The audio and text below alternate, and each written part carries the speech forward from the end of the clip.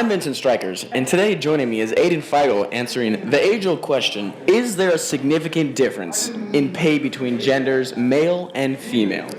Aiden, what can you tell us about this gender gap? Well, Vincent, according to the Library of Economics and Liberty, nowadays, economics, when talking about the gender differences in the outcomes that men and women achieve in the labor market. What are some stats you can tell us about this terrible occurrence?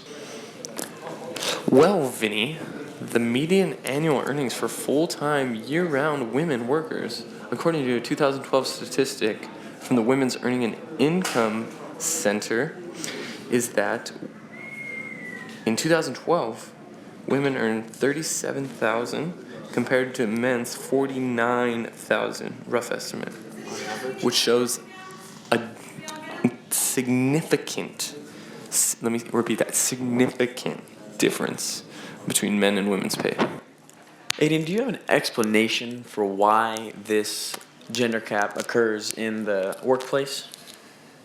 Well, basically, Vinny, what it's going to come down to is three simple things, okay? One, the physical nature of women.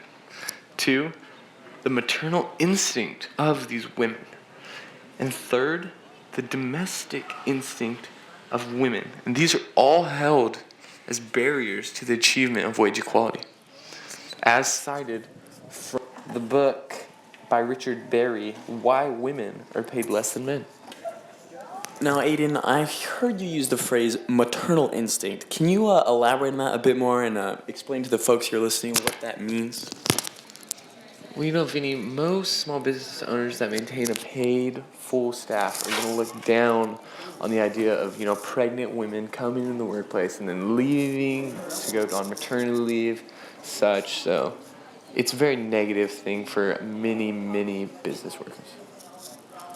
Aiden, I've actually heard that this gender gap issue is actually not even necessarily true. Can you maybe give us your opinion or maybe something you've heard about whether this is actually an existing problem or not?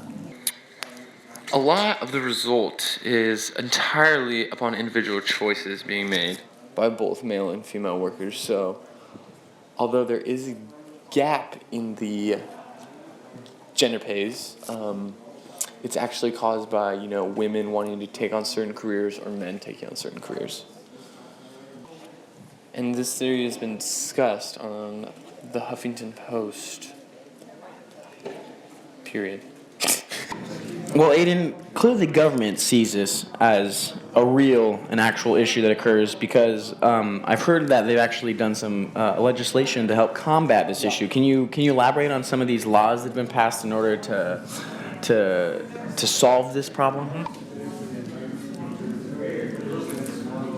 Of course, there's several different acts and rights and whatnot that the government put in place. For example, the Title VII of the Civil Rights Act, which states that legislation forbids employers with 15 or more workers on their payroll from refusing any hire, discharge, or otherwise discrimination against any one person in any way, shape, or form because of that person's gender.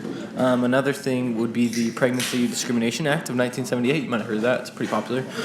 This law was drawn up to close the above-mentioned, what we were just talking about, loophole. And this legislation stipulated that all employers treat pregnant and non-pregnant employees in the same way. And one of the other ones that's pretty prevalent is the Family and Medical Leave Act of 1993.